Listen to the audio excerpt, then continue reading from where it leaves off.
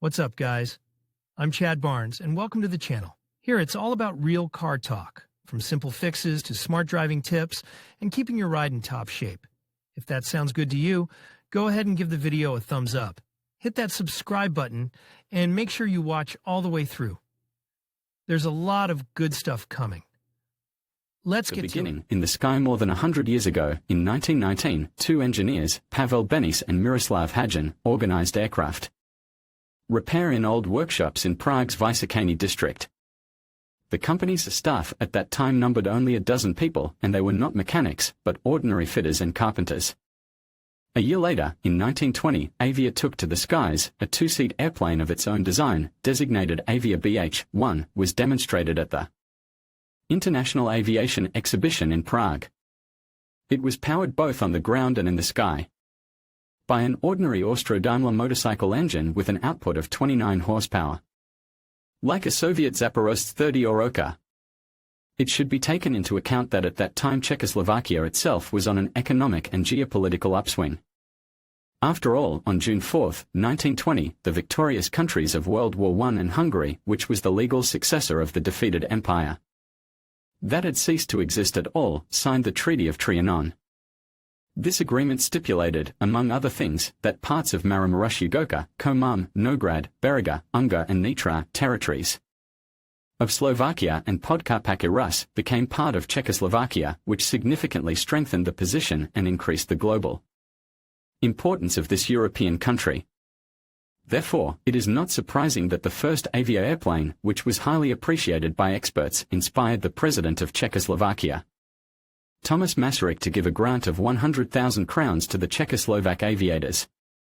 Grants and earmarked loans were actively practiced by the Czech government at that time, with active lobbying from Ruthenian immigrants living in the USA and in the poorest eastern lands of the newly formed state, Podkarpatsky Rus, now Zakarpattia. Large-scale construction of housing infrastructure was taking place at that time in spite of the former Austro-Hungarian masters, but, as it is easy to guess, on American loans received thanks to the same overseas Ruthenians. The next AVIA model under the index BH-3 became the official fighter of the Czechoslovak Air Force. And, as in the first time, the 185 horsepower heart of the airplane was foreign and even German, produced by BMW. But already in 1921, the Czechoslovak company changed its owner. It was acquired by a Prague millionaire, while retaining the AVIA brand name. 2 years later, new production facilities were launched. The old workshops were simply too cramped for the airplane manufacturer. After the move, AVIA specialists built several monoplanes, the VN-7, VN-9 and VN-11. The 9 was the first AVIA airplane to receive a domestically produced engine. The Czechoslovak army showed interest in it and ordered a dozen of these monoplanes, which featured a low wing position and a tandem open cockpit in which the pilot and his passenger were seated sequentially. One of the 9 variants won the prestigious Coppa d'Italia race in 1925, and the following year it flew 1,800 kilometers, 1,100 miles on the Prague-Paris-Prague route at an average speed of 131.2 kilometers per hour, 82 miles per hour. Later, AVIA began to produce biplanes, such as the AVIA BH-25 Sea-Reader transport aircraft, which, thanks to its 450 horsepower Bristol Jupiter engine, could lift not only 2 crew members but also 5 passengers into the sky. Despite the fact that in 1928 AVIA was acquired by Skoda, the plant in Letňany produced a significant number of civil and military aircraft before the Second World War, not only of its own design, but also of licensed aircraft. During the difficult war years, production did not stop. AVIA produced aircraft of the German company Arado and aircraft engines of Argus and Daimler, and after 1944 Czechoslovakia produced the training aircraft Arado 96 and even a licensed copy of the German turbojet fighter Messerschmitt Me. 262, AVIA S-92. Continued in the sky and on the ground. After the end of the war, the profile of the company's activity was expanded. It was engaged in repair of automobiles and production of high-tech components, parts and units of fuel equipment, bearings and so on. At that time, the leadership of the socialist state decided to specialize plants by types of vehicles. AVIA was assigned the role of producing trucks, albeit under the seemingly alien Skoda brand. The prototype Skoda 706 was prepared already in 1946, and the next year in Letňany the production of 7-ton truck Skoda, as well as buses on their basis began. At the same time AVIA presented a new fighter AVIA S-199, producing even the Soviet Illinois 10B-33 attack aircraft under license. Another civilian novelty this time was the AVIA 14 twin-engine 18-seat passenger airplane, a white copy of the Soviet Illinois 14. Over the next decade, the company mastered the production of Tatra T-805, a truck with a V-shaped 8-cylinder airplane, as well as Praga trucks. And now a little-known and truly incredible fact, AVIA company created its own, a light microcar, nicknamed the vehicle at the factory. It was supposed to offer the owner something more than a motorcycle, for less than the price of a car. Don't hurry to smile, the German Messerschmitt underwent a similar metamorphosis in its time. The country needed not only air transport, but also individual vehicles, even if they were so small. Similar to analogues like the German sidecar Goggomobil, the engine of the funny car was at the back, and the load-bearing body was made of the usual winged metal duralumin.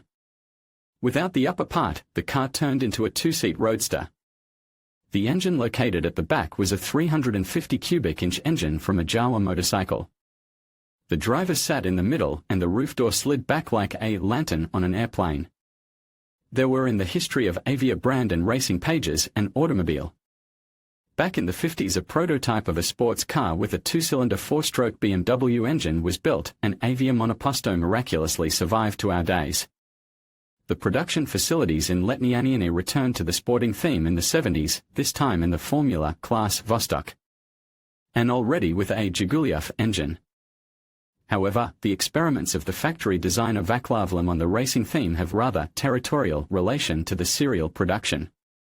From heaven to earth in 1963 in Letňany they started to produce chassis for the OT-64 SKOT Strední kolově Brno transporter armored transporter, created together with Prague and Tatra. But that is not why the year turned out to be historic for the company. Despite its talking name, AVIA stopped producing airplanes and concentrated on ground transportation. And 4 years later, another landmark event for the plant took place. The Czechs acquired a license for the production of French Renault Savium trucks with a payload of 1.5 tons SG2 Super Galette and 3 tons SG4 Super Galion, respectively. In order to turn these vehicles into Czech AVIA A15 and AVIA A30 of 1968 model year, it was necessary to hastily expand and modernize production facilities, which required the construction of new workshops. In addition to the Czechs, such grandees as the Italian company Alfa Romeo and German MAN acquired a license for the production of the Saviums. The recognizable car with a blue cab and body became, if not a symbol, then a truly recognizable object of the Czechoslovak car industry, being actively supplied both to the Eastern Bloc countries and to the USSR. The model was relatively massive. In the best years, the plant produced up to 17,000 cars a year, which existed in 3 dozen varieties of modifications. AVIA was quite a familiar element of the Soviet landscape, even working as a technician of the Lada VFTS sports team on the basis of the truck chassis in Letňany. They tried to produce a small Karosu localization of production of this model by the end of the 70s became almost 100%, and from the front somehow imperceptibly disappeared the nameplate Savium, which indicated the belonging of the car to the oldest French brand. In 1986, AVIA, which had its own plants in several cities in Czechoslovakia, together with Praga, BSS, Medaz and Kutná Hora, was incorporated into a single economic association. In 1988 it was transformed into the AVIA concern, which included AVIA itself, as well as Praga, BSS and Dasik Strojerny, Dasik machine-building plant. The main enterprise was the AVIA plant in Letňany, where engines were produced, cabs were built and chassis were assembled, some of which were equipped with flatbed bodies and isothermal vans, while in Brno, Ivančes and Zelina special vehicles were assembled on the basis of ordinary chassis. The main thing is a chassis with a cabin, isn't it? That's exactly what was done in Letňany in 1989. The Velvet Revolution took place in the Czechoslovakia, as a result of which the country split into 2 states, the Czech Republic and Slovakia. AVIA concern underwent similar changes at that time, also breaking up into independent enterprises. In 1992, AVIA itself became a joint stock company Hamilton Standard, which produced aircraft propellers, but soon the facilities were moved to a new location so that the aviation theme in Letňany became the final legacy of history. In 1993, the modernized models A21T and A31T received turbo engines that met -1 environmental standards. At the same time during the modernization, the chassis, brakes and cabin inside were upgraded.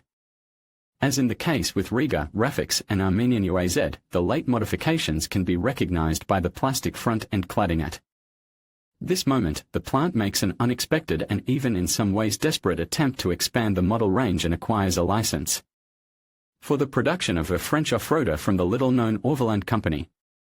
AVIA A11 also comes from France, as well as its big brother truck. Alas, only a couple hundred SUVs were assembled. Unfortunately, by that time it became clear to aviators that without a serious foreign investor, as it was the case with Skoda, it would be impossible to survive in the new economic conditions. The Czechs negotiated with historically proven Renault and Mercedes-Benz, but the victory, as in Uzbekistan, in 1995 was won by the South Korean firm Daewoo. Koreans together with Austrian firm Steyr created a consortium which owned 50.2% of AVIA shares. A year later, the trade name became Daewoo AVIA, and in addition to the production of trucks, the company also received the status of the exclusive representative of Daewoo brand in the Czech Republic. The economic growth of the company immediately affected the design of the trucks, which after a large renovation received new chassis, front disc brakes, common in Europe, small size wheels and diesel engine with intercooled supercharger, which complied with -2 standards. The cabin not only looked more modern, but also tilted forward. In Letňany in the late 90s began to assemble trucks of the brand Lublin. Car kits came from Poland, from the plant Daewoo Motor Poland, which also belonged to the Koreans. At the same time, there was an active work on a fundamentally new medium-duty truck, which received the designation D-Line and was presented in the Czech Republic in 2000. In addition to the domestic engine, the model was to receive an American Cummins engine and German ZF boxes. The co-owners invested a lot of money in production, $80 million, which allowed to build a new paint shop, semi-automatic welding complex and a modern assembly line. In early 2006, AVIA signed a contract with the British company Smith Electric Vehicles, SEV, which implied delivery of chassis and cabins to England, where they were to be fitted with electric motors.